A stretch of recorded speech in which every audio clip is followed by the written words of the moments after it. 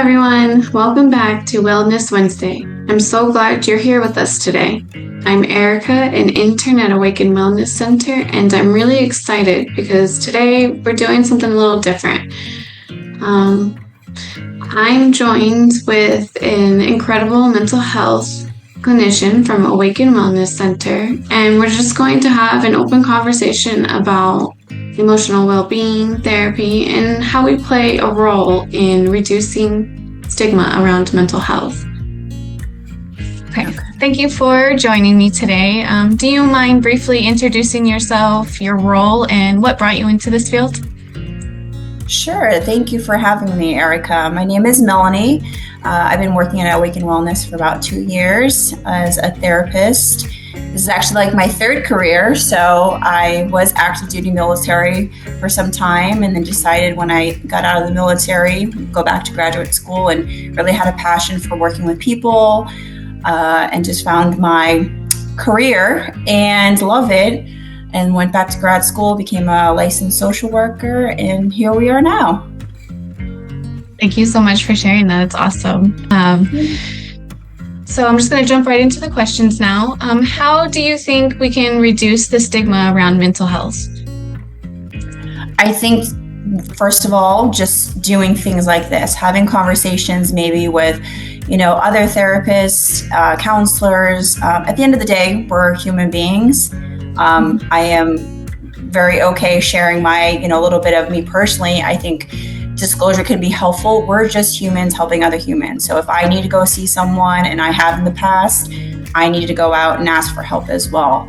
So I think just being transparent and vulnerable too as well. I think that can go a long way. And I think if people share more of their stories and what works for them rather than in isolation, I think we can just reduce a lot of stigma, especially for wherever you are, whether you're in the military still or you're in the private sector. I think if you're leadership or not, I think sharing, hey, if you need help, and telling other people, maybe not, you don't have to go into detail, but I think that shows a lot by you sharing your story and say, oh, if that person can do it or that my leader did it, and reducing that stigma, we can have a conversation and I can maybe get the assistance I need. So yeah. That was perfect. I really like that. Just kind of making us, like, as social workers, also we're humans too. So thank you for sharing that, your little journey, a little bit about yourself. Next, can you tell me what one misconception that you hear about or that you often encounter or about mental health?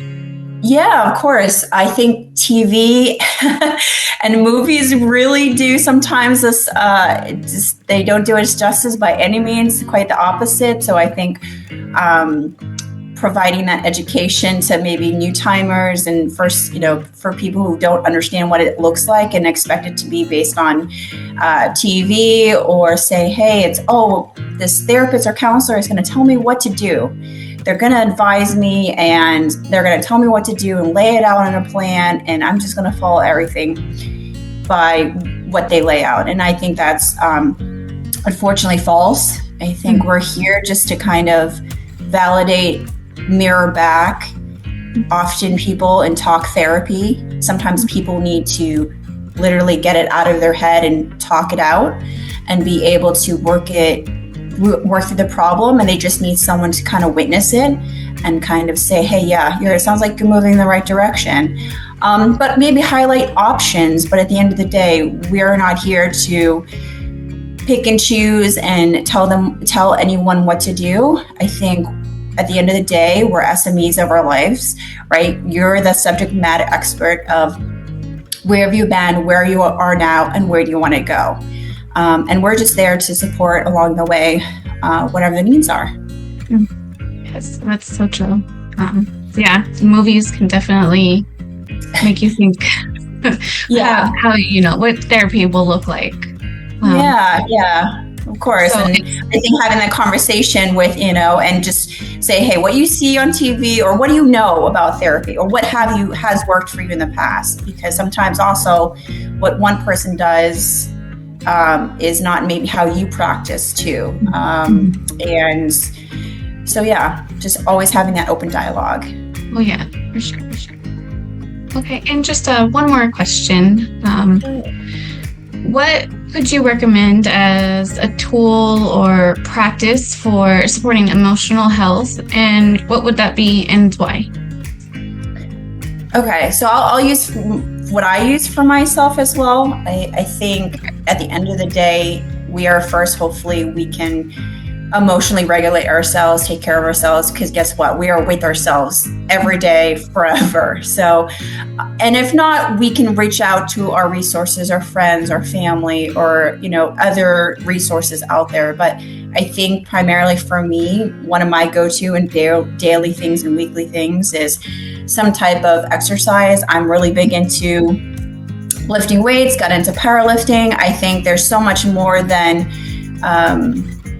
of course, you want to look good, feel good. It's all that stuff as well. You get to listen to your own music. So there's kind of music therapy mixed in there. And then maybe you want to socialize with some people that have things in common at the gym or hiking or whatnot. But I think also then it's keep moving, as we age too. And if we don't use it, we lose it. We think we're going to be young forever. But I think just constantly being able to incorporate movement, exercise, I feel like I'm very empowered. I am stronger now. I was in my 40s than I was in my 20s, and I know myself so much more than, so just trying to share that with people as well. And there is such a mind-body connection in mental health, because this is something that whether it's physical health, mental health, spiritual wellness, it's all connected. So that's how I use every day. And again, some people are runners, and kudos to them, people who are Ironmen, and they do all that. And, whether it's Zumba, all those different types of classes, that's great too. Yoga as well, that's a practice. So I think just finding what your niche is and how can you incorporate it. Maybe not every day, but at least maybe several times a week, because that can help. There's so many benefits. I could go on and on. So that's what works for me. And I would love to, share that. Maybe see anyone out in the gym and have a lifting competition. That's perfect. That's perfect. Yes. I think you're so right about finding your niche, because, like for me, I love hiking. So kind of exercise, but when going to the gym for me that's not my comfort zone, I guess.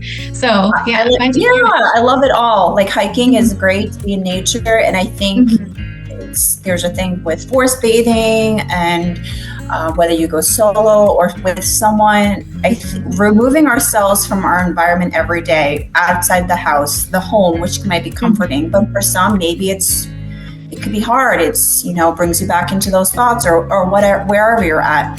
But literally going somewhere else, removing yourself into a new environment, there's so many benefits to that. So I agree. For sure. Well, thank you so much for your time. I appreciate it, and your beautiful answers. Thank you for having me. And I think this is such a great thing that you're doing and sharing with people. And I know this is going to be out there forever, but I think this is true to who I am. I think being vulnerable and just showing pieces of me, and if that can help someone, and wherever they are, if they want to become a social worker or a counselor, or they also just need assistance, I'm just another human being just trying to share my story to help others. So yeah. Thank you again. I love it. All right. Thank you so much, Erica. Once again, I wanted to give a huge thank you to Melannie for sharing her insights and expertise today. We're so grateful for the work that you do and for helping us show that mental health support is for everyone. And thank you for watching and joining our Wellness Wednesday video. And remember, mental health matters just as much as physical health.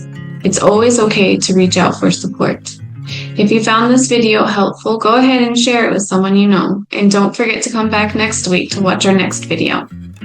And if you have any questions or just want to find out more information about Awaken Wellness Center, check out our website at awakenwellnesscenter.com, or we have a Facebook page. Take care of yourself and each other, and see you next Wednesday.